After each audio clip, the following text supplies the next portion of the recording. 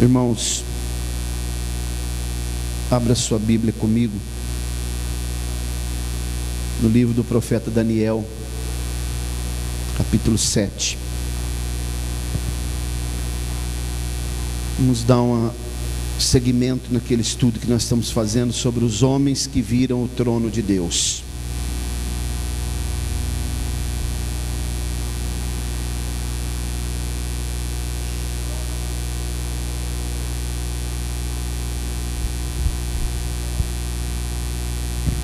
Daniel capítulo 7, versículo 9.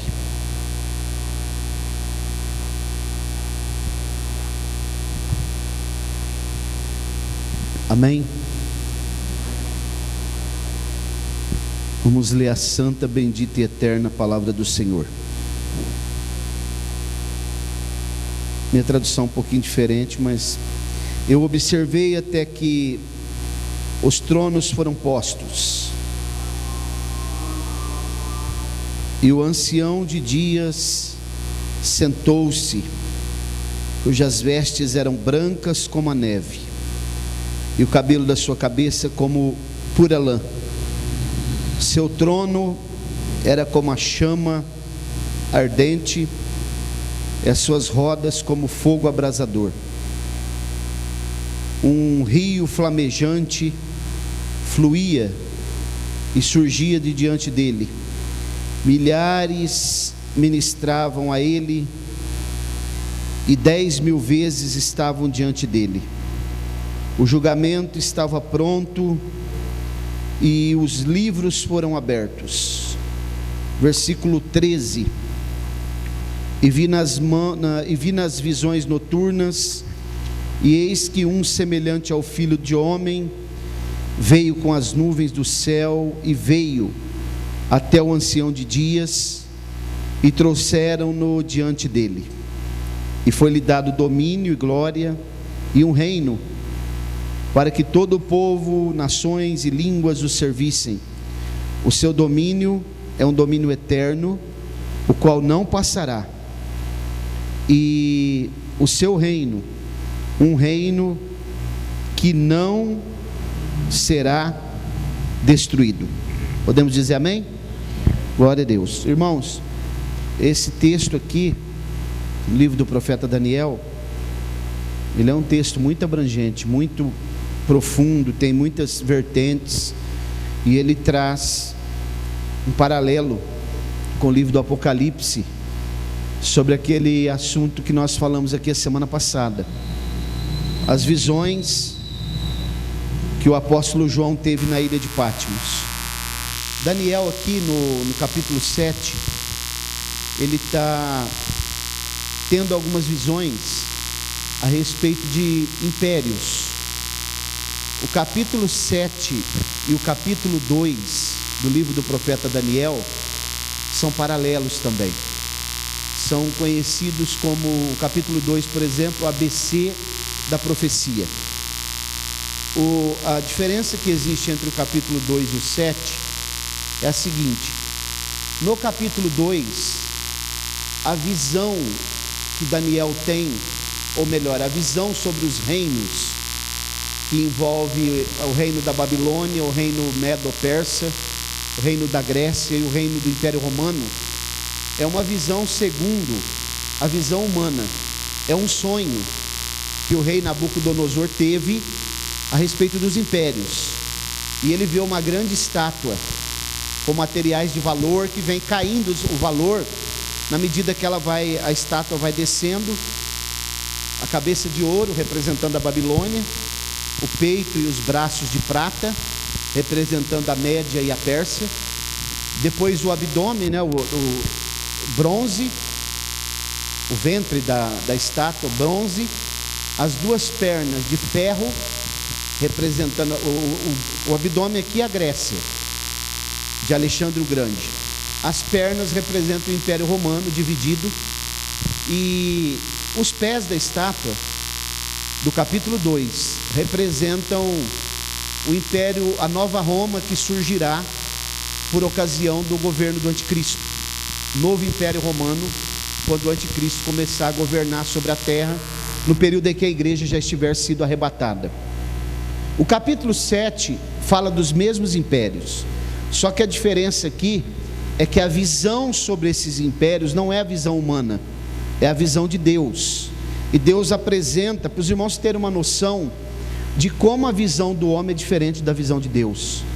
Lá no capítulo 2 é a visão de materiais de valor, uma grande estátua suntuosa. No capítulo 7 Deus enxerga os mesmos impérios, todavia ele enxerga como animais. Babilônia aparece aqui nesse capítulo 7 como um leão alado, tem asas, né? A Medo-Pérsia, ela vai aparecer aqui, se os irmãos deram uma olhada aí no capítulo 7, como um urso, tem 3 costelas na boca, fala de 3 impérios também foram conquistados: a Lídia, a própria Babilônia e o Egito. Essas 3 costelas estão na boca do urso. Se os irmãos olharem bem, atentarem, vão ver que o urso está inclinado, um lado dele está mais alto que o outro.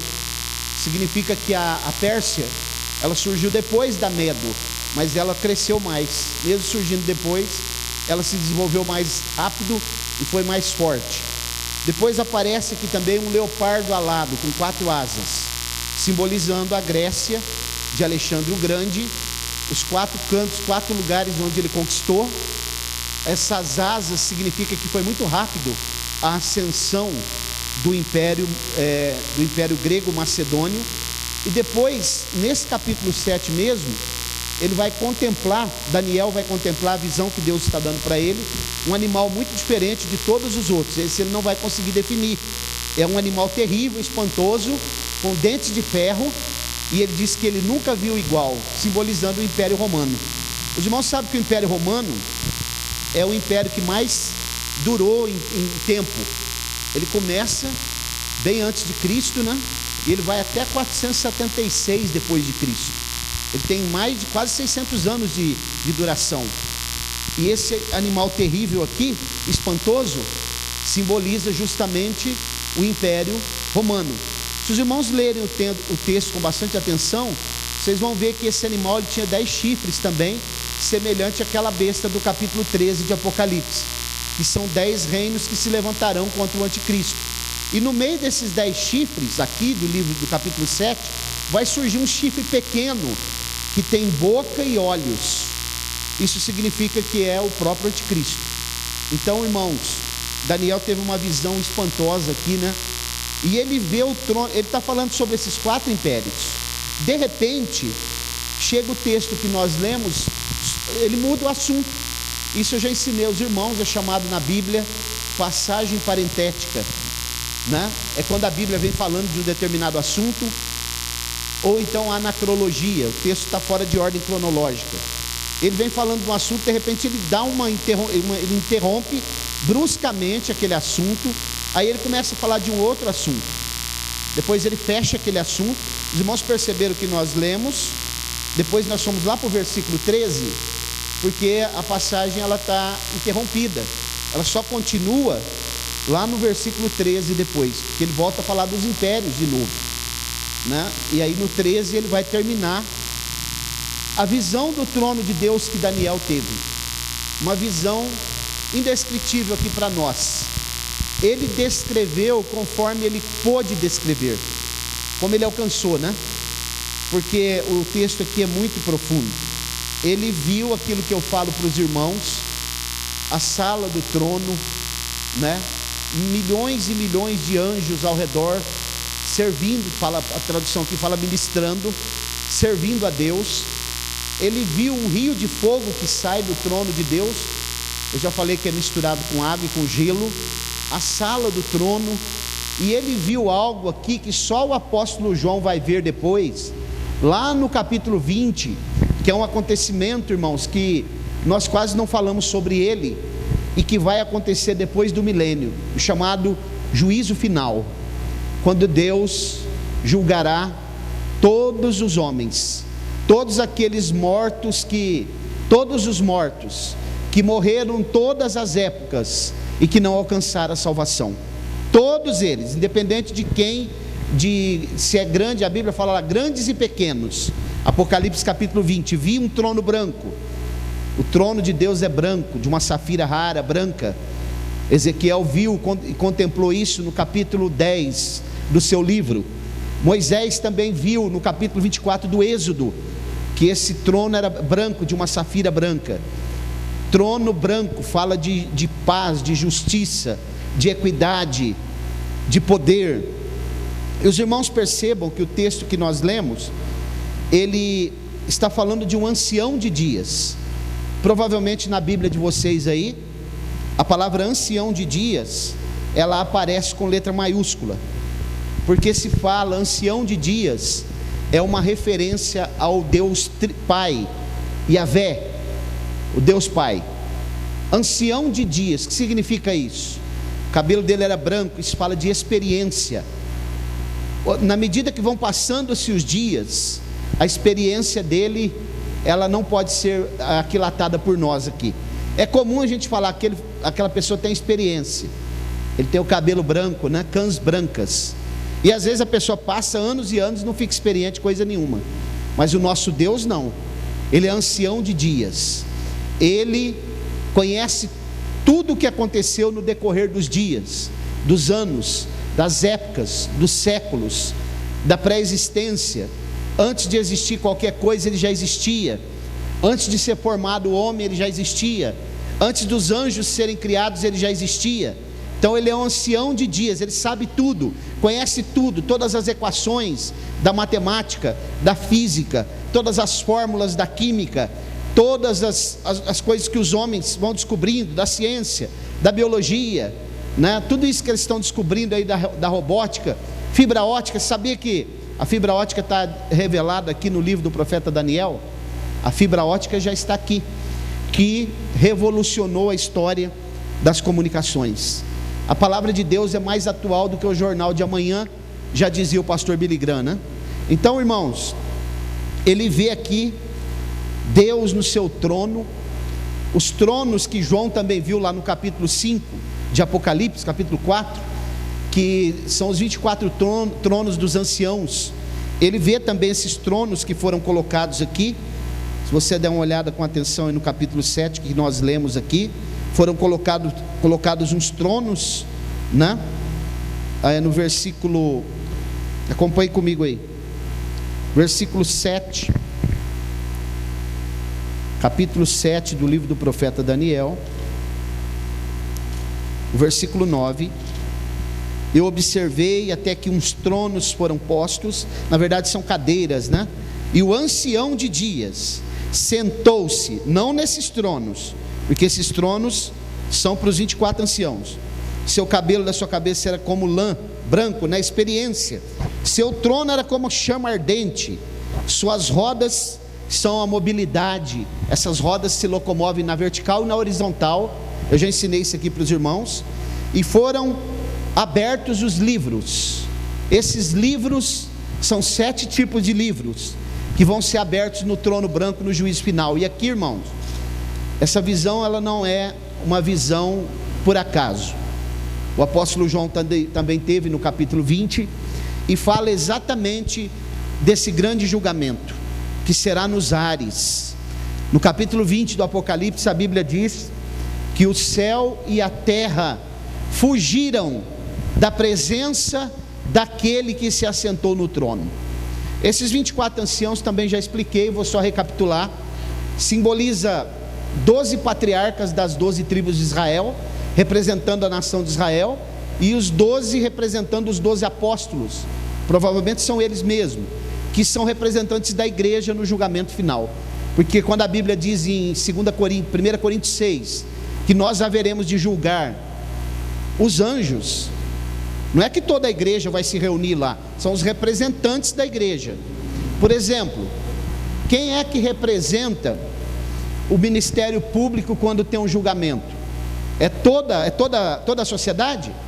Não é o juiz que está lá para julgar? Então é assim, os 12 representam a igreja, e o ancião de dias aqui é o próprio Deus, o Pai. E os livros foram abertos, e a Bíblia diz que como filho do homem, ou de homem, né? Se você ler o versículo 13, vi nas visões noturnas, semelhante ao filho de homem, veio com as nuvens do céu, e veio até o ancião de dias, e trouxeram-no diante dele, e foi-lhe dado domínio, glória e um reino, para que todo o povo, nação e língua o servissem. Seu domínio não é como o domínio desses reinos que estão aqui no capítulo 7 de Daniel e no 2, esses passaram. Babilônia passou, a Síria também já passou, que veio antes de Babilônia, Egito que veio antes, Medo-Pérsia que veio depois, Grécia também já passou, o grande império romano já passou, mas o reino que Jesus estabelecerá durante o período do milênio, esse não passa, é eterno. Irmãos, esse evento chamado juízo final não é uma brincadeira, vai acontecer. Ninguém se esconde do olho de Deus. Eu estava dizendo para os irmãos na hora que eu cheguei aqui, que hoje uma pessoa aqui em Colina tentou se esconder de mim na rua. Ele me viu, ele se escondeu de mim, né? Mas ele não vai se esconder dos olhos de Deus, porque os olhos de Deus estão em todos os lugares, né? Daqui a pouco ele aparece de novo. É só precisar de oração, ele pede oração, aí ele se mostra de novo, né? Mas hoje ele se escondeu de mim na rua, ou tentou se esconder, porque eu vi ele. Se ele não conseguiu se esconder de mim, os irmãos acham que se esconde de Deus? Não há como se esconder de Deus. Os olhos do Senhor estão em todos os lugares, e Ele, irmãos, vai julgar com equidade. Ele se assentará nesse trono e julgará. Nesse dia do juízo final, o tempo que vai ocorrer esse juízo final nós não sabemos, o período de duração dele nós não sabemos, porque é uma outra dimensão, não é como esse tempo nosso aqui. Vamos supor, tem julgamentos aí, que a gente até vê na televisão, né? Teve um famoso nos Estados Unidos, lá do O.J. Simpson, que era aquele jogador, né? Ator. Ele durou dias e dias, até sair a sentença. Agora esse daqui nós não sabemos o tempo dele, mas o certo é que todos os homens serão julgados. Vamos para Apocalipse capítulo 20, que é a mesma visão que Daniel está vendo, só que no capítulo 20 de Apocalipse vai ser tem mais detalhes, paralelismo progressivo, né? É mais progressivo. No capítulo 20,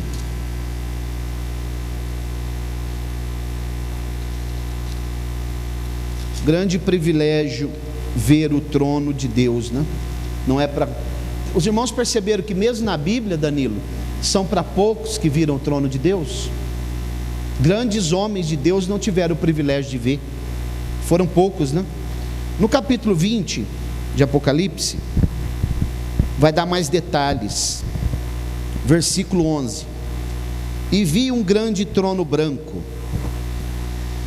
e aquele que estava sentado sobre ele, de cuja face a terra e o céu fugiram, e não se achou lugar para eles. Eu vi os mortos, pequenos e grandes. Aqui não é estatura, viu? Aqui é posição socioeconômica. Pequenos e grandes, em pé. Não está sentado não. No tribunal aqui da terra tem um lugar para o réu sentar. Aqui está de pé, diante de Deus. E os livros foram abertos, e outro livro foi aberto, que é o livro da vida. E os mortos foram julgados pelas coisas que estavam escritas nos livros, de acordo com as suas obras. E o mar entregou os mortos que havia nele, e a morte e o inferno entregaram os mortos que neles havia, e foram julgados cada homem, um por um, viu irmãos, de acordo com as suas obras. E a morte e o inferno foram lançados no lago de fogo. Esta é a segunda morte. E todo aquele que não foi encontrado inscrito no livro da vida foi lançado no lago de fogo. Isso aqui é verdade, irmãos. É a palavra de Deus. Vai acontecer depois do milênio, é o juízo final. A visão que Daniel teve, agora ela está mais detalhada aqui para o apóstolo João. Então vai aparecer tudo lá, vai chamar um por um, e vai aparecer lá o conjunto probatório, tudo o que foi feito durante todos os momentos, aquilo que os homens fizeram na surdina, que fala, né? escondidos, pensando que ninguém está vendo eles, serão julgados, né? O Lula diz que quando ele chegar lá no céu, ele vai receber o atestado de inocência. Tomara, né? Que ele receba mesmo, porque senão ele vai estar nesse julgamento aqui, porque aqui é a chamada segunda ressurreição, os mortos que vão ressuscitar de todos os períodos, que não alcançaram a salvação. Eles serão julgados e condenados, e lançados no lago de fogo. Então, irmãos, essa visão aqui é uma visão tremenda, né? O julgamento, como ele acontecerá, o momento que Deus julgará todos os homens, todos os atos que nós fizemos, os homens fizeram, e tomara que nós alcancemos mesmo o arrebatamento da igreja, firmes e constantes, e sejamos arrebatados, porque tudo virá à luz depois. Isso daqui naquele dia ninguém vai poder dizer assim, mas eu não fiz, eu não lembro, eu não ouvi a pregação do evangelho, eu não me lembro daquele dia que eu me escondi do pastor Mauro lá em Colina, né? Tomara que não chegue aqui, né? Tomara que se arrependa e consiga alcançar a salvação no arrebatamento da igreja. Irmãos, hoje nós estamos vivendo um período em que as pessoas não acreditam mais nisso daqui. Inclusive já há um estudo feito que por algumas agências missionárias e alguns teólogos também, que eles chegaram à conclusão que hoje 50% dos cristãos geral, eu não estou falando só evangélico não, cristãos, não acreditam na existência do inferno mais. Para eles o inferno é aqui mesmo. Alguns dizem aqui, outros dizem não, isso daí é só uma lenda, outros dizem isso aí é uma mitologia grega, porque os gregos criam, né, no Hades, inferno, que na verdade é o mundo dos mortos, não é esse lago de fogo. A palavra aqui não é Hades, como Hades. A palavra aqui na verdade é a palavra Geena, do grego, é o lugar mesmo, é o lago de fogo, aonde serão lançados o anticristo, o falso profeta, Satanás e todos aqueles que não derem crédito na pregação do evangelho, ou mesmo aqueles que frequentam igrejas, mas que não tiveram uma transformação, uma regeneração nas suas vidas, porque frequentar a igreja não é necessariamente resultado de que alguém está salvo.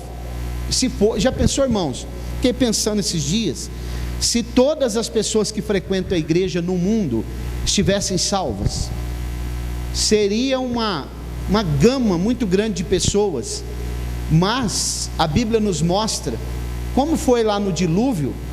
Quantas pessoas se salvaram lá? 8, né? Noé e sua família.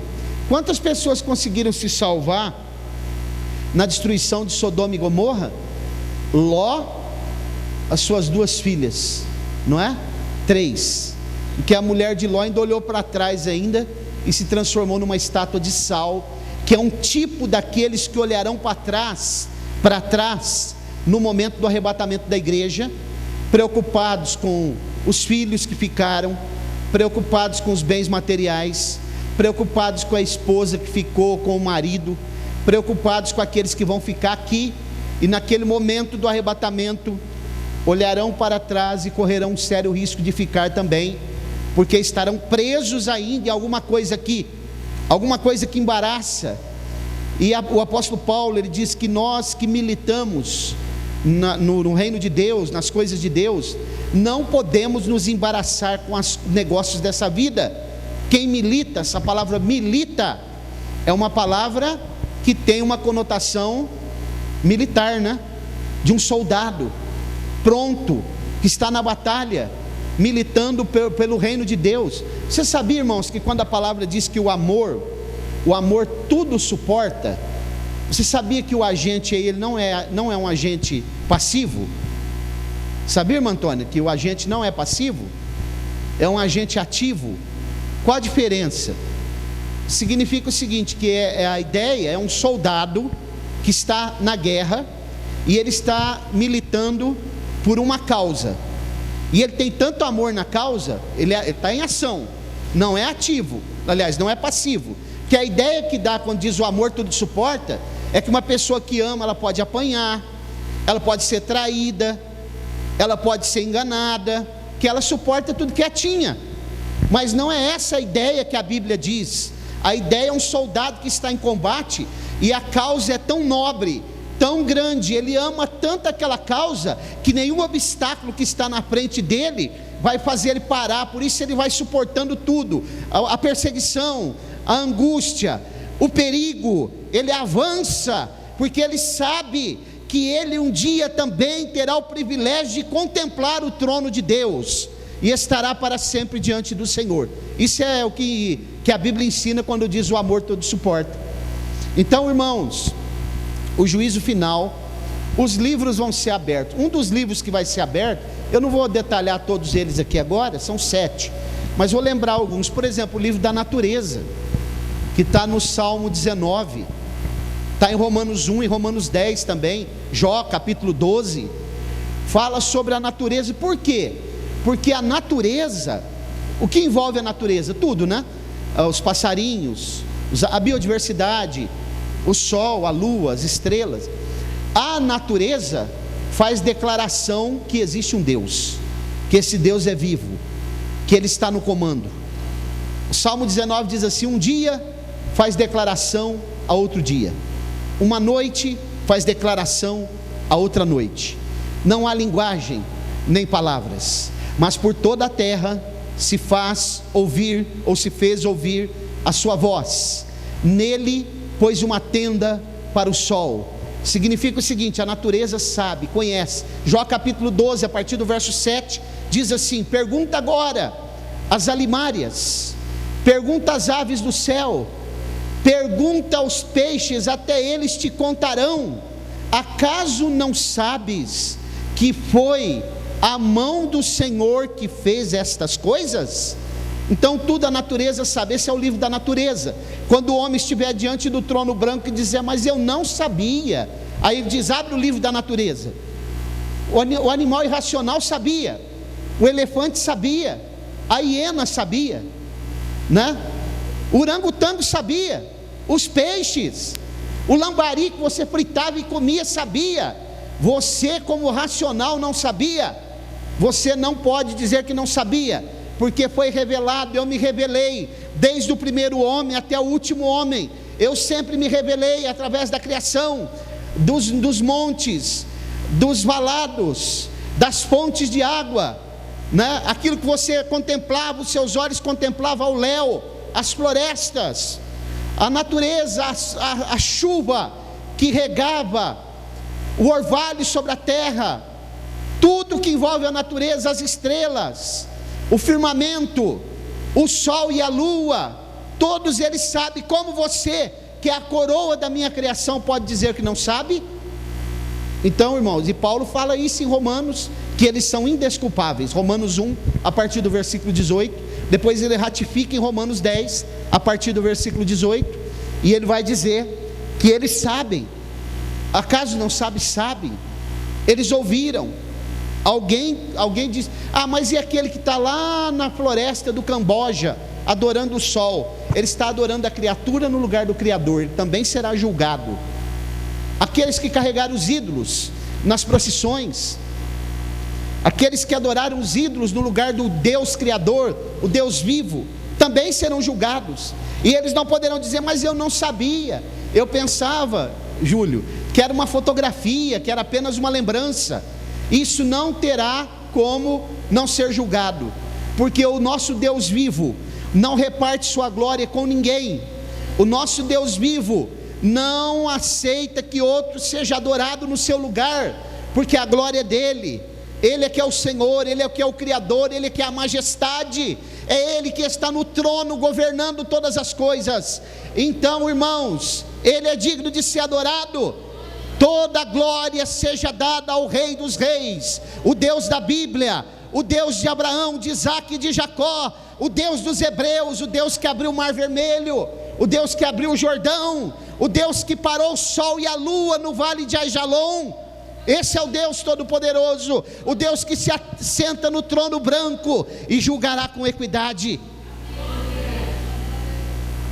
Outro livro que vai ser aberto é o livro da memória. Eu não lembro. Você não lembra? Então nesse momento agora eu vou trazer aqui, você vai recapitular. Lembra tal dia? Vai passar assim, ó, diante dele. Não sei se é um filme, eu não sei se é telepatia, não sei. Vai passar diante dele, mas eu não lembro disso. Você não lembra? O dia que você mentiu tal hora e você criou esse tipo de situação? Não lembro. Então espera um pouquinho aí. Abre os livros, o livro da memória, e abre o livro da consciência junto, porque o da consciência vai ser aberto também. Memória é uma coisa, consciência é outra. Vocês lembram que eu ensinei aqui que o ser humano, a alma do ser humano, ela também é tripartida? Ela é 3 partes? Não estou falando agora de espírito, alma e corpo.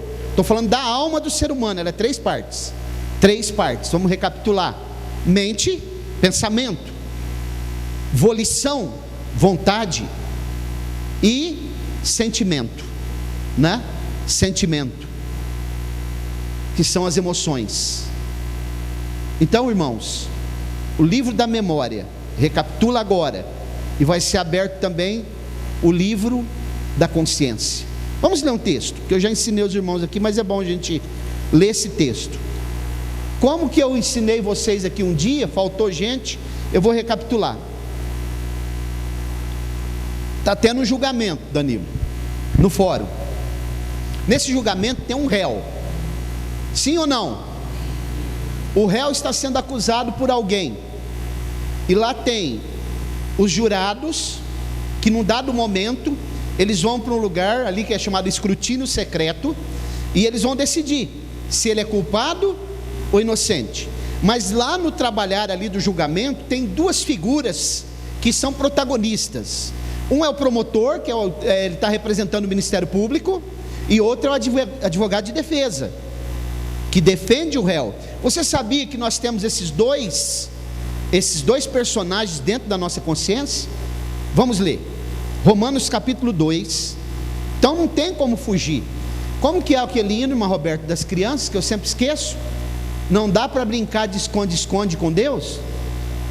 Pois é, as crianças têm um hino que diz: não dá para brincar de esconde-esconde com Deus. Dá para esconder do pastor Mauro, mas de Deus, e assim mesmo eu não consegui esconder de mim, né? Eu fico bobo com um negócio desse. Capítulo 2 de Romanos, olha o versículo 14 e 15. Como diz a Bíblia aqui, ó. Diz assim: glória a Deus. Porque quando os gentios que não têm lei, não têm a lei de Moisés, fazem naturalmente as coisas contidas na lei, não tendo eles lei, são lei para si mesmo. Eles não têm a lei de Moisés, mas eles têm uma lei natural dentro deles, que todo ser humano tem, que é uma impressão digital que Deus coloca no homem quando ele nasce, é inato. 15, os quais mostram a obra da lei escrita em seus, testificando também a sua, e os seus, ou acusando-os, ou no dia em que Deus julgar por meio de Jesus Cristo os segredos dos homens, conforme o meu Evangelho. Isso aqui é outro livro que vai ser aberto, o livro do Evangelho. Os segredos dos homens. Irmão, não precisa virar para o seu irmão e falar para ele não, viu? Só pensa aí, eu vou pensar aqui. Como está a nossa consciência nessa noite? Fosse os pregadores aí modernos, ia falar: vire para o seu irmão aí e pergunte para ele como está a sua consciência. Mas eu vou perguntar para mim, você pergunte para você: como está a tua consciência nessa noite? Porque nesse momento Deus está olhando para nós aqui em Colina, está olhando para todos os lugares. Ele está sentado no trono, irmãos, ele não pode ser removido do trono. Os impérios que aparecem no capítulo 7 de Daniel, os reis foram removidos. Nabucodonosor, o grande rei da Babilônia, imperador, construiu o jardim suspenso, uma das 7 maravilhas do mundo antigo. Alexandre o Grande, sabia que Alexandre foi um dos primeiros homens, se não foi o primeiro, a utilizar elefantes na batalha, nas guerras, elefante para poder vencer os cavalos daqueles que vinham contra, conquistou vários territórios, seu reino foi fixado, né? Grécia, Macedônia, Egito e Síria, por isso que são 4 asas no leopardo, abrangente, conquistou muito. Alexandre o Grande, diz a história que um dia foi levado um soldado desertor diante de Alexandre, irmão Roldão, o senhor sabe que é um soldado desertor, né? E ele foi levado lá, acorrentado, pronto para ser executado, porque o soldado desertor é um covarde, né? Considerado covarde. E aí quando ele chegou diante de Alexandre, eles fizeram ele se inclinar. Alexandre era bem jovem, ele morreu com 32 anos. E aí ele falou assim: tira as correntes dele. E eles pensaram, ele vai mandar agora executar, né? E ele falou: se aproxime aqui. E o moço foi se aproximando, trêmulo, né? Diante dele. E ele perguntou para o rapaz assim: qual é o seu nome, rapaz? E o rapaz disse para ele assim: meu nome, senhor, meu nome é Alexandre. Aí ele: Alexandre? Então você só tem 2 alternativas: ou você muda de atitude, ou você muda de nome. Pode soltar ele, deixa ele embora. Isso para nós aqui, irmãos, já que estou falando de Alexandre, serve para nós pensarmos qual tipo de atitude nós estamos tendo no reino de Deus. Ou nós mudamos de atitude em algumas áreas da nossa vida, ou nós não podemos mais ser chamados cristãos, aquele que se parece com Cristo. Você na internet também, porque nós representamos o reino de Deus na terra.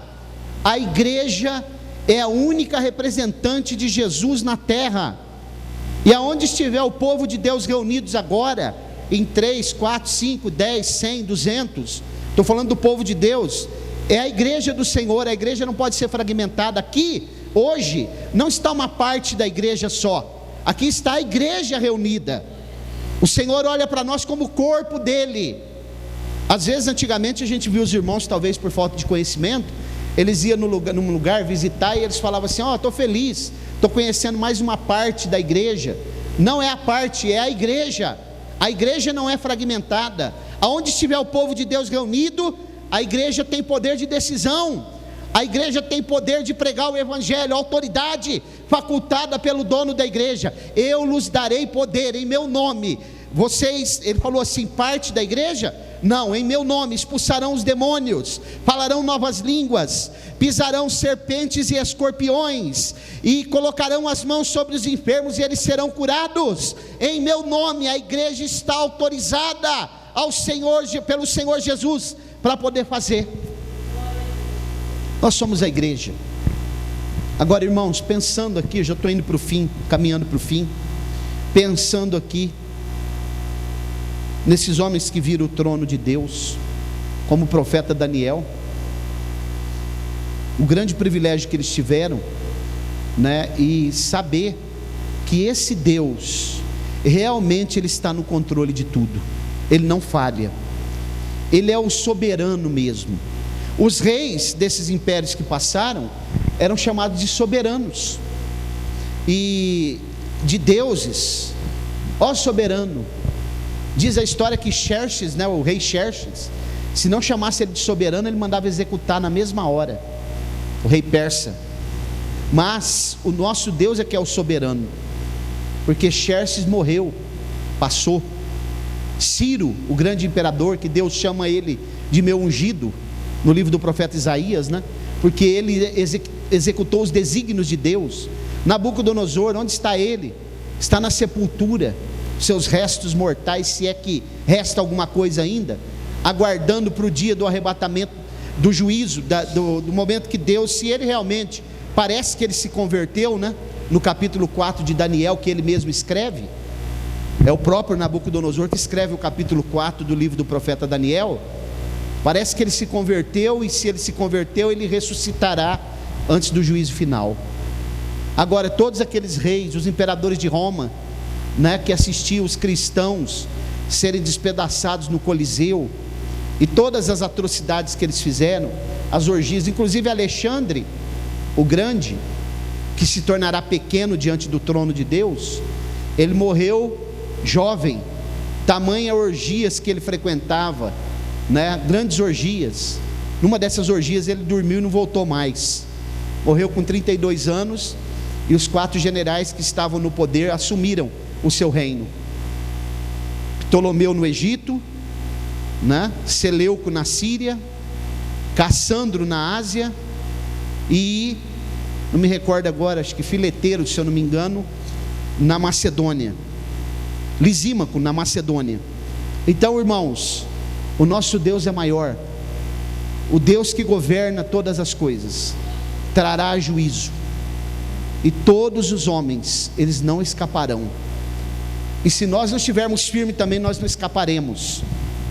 Não escaparemos das mãos do Deus Todo-Poderoso, porque o Senhor, Ele é longânimo, e Ele está dando tempo para que cada um dos seres humanos, porque Deus não tem prazer na morte do ímpio, Ele quer que todos se salvem.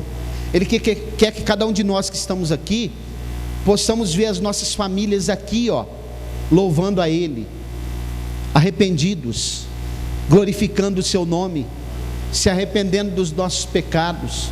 Os irmãos já pensaram, se cada um de nós que está aqui, tivesse toda a família aqui agora, confessando que esse Deus é o Senhor, que Ele é o nosso Deus, que só por Ele há salvação, e Jesus julgará, porque o Pai outorgou para Ele ser o juiz dos vivos e dos mortos. Então, não haverá como, até porque no dia que Jesus voltar para arrebatar a sua igreja, haverá muitos que não morreram, por isso que é vivos e mortos, que estarão sendo condenados, porque também não receberam, não quiseram o Evangelho. Os irmãos, não é um bom negócio nunca a gente afrontar a igreja do Deus vivo. Os irmãos viram o que aconteceu com o Evo Morales agora? Vocês viram o que aconteceu com ele? Ele foi deportado, ele fugiu para o México, pediu asilo político lá, porque a força militar, as forças armadas da Bolívia, destituíram ele do cargo. Há um tempo atrás, sabe o que o Evo Morales fez? Há uns meses atrás aí, ele decretou que era proibido pregar o evangelho na Bolívia. Os pastores estavam chorando lá, pedindo: orem pela Bolívia, tenha misericórdia. Foram pedir misericórdia para ele deixar. Ele estava fechando as igrejas. Aqui não vai, porque ele é descendente de uma tribo lá na Bolívia que adoram a bruxaria, né? E ele, inclusive, ele fala a língua quechua, né? Quechua, que fala lá na Bolívia, que eles têm a mãe lá, a mãe d'água, que eles adoram, mãe da terra ou mãe d'água, uma coisa assim. E ele decretou: não haverá pregação do evangelho mais aqui. Os irmãos viram o que aconteceu com ele?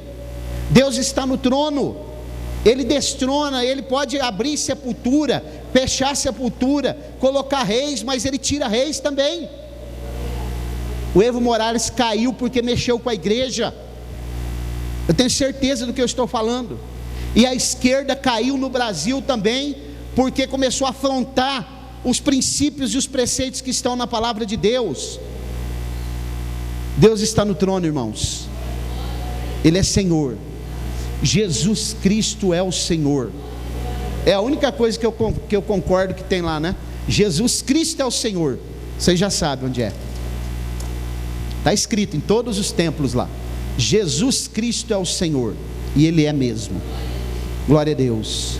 Irmãos, não há como esse evento aqui não acontecer. Então vamos guardar no nosso coração essa palavra. Os homens que viram o trono de Deus, Daniel teve esse privilégio. Coloque-se de pé para nós orarmos, por favor. Glória a Deus. Quem tem ouvidos para ouvir, ouça.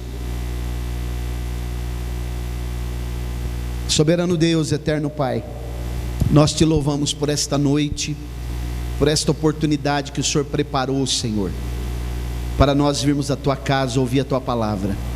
Continua nos fortalecendo, nos sustentando, abençoando, Senhor, essa nação, as autoridades, e que nós possamos cada dia nos esforçar. Nós somos fracos, Senhor, nós mesmos somos pequenos, somos insignificantes, e nós erramos a todo momento, mas o Senhor nos fortalece, o Senhor nos sustenta, o Senhor renova as nossas forças, e o Senhor nos dá a capacidade, Senhor, de nós vencermos as tentações. Guarda-nos e nos dá o privilégio de alcançarmos a salvação das nossas almas. Fica conosco, nos dá uma noite tranquila e de paz, em nome de Jesus, amém. Pode sentar, irmão, só um pouquinho, vamos terminar já. Amanhã nós temos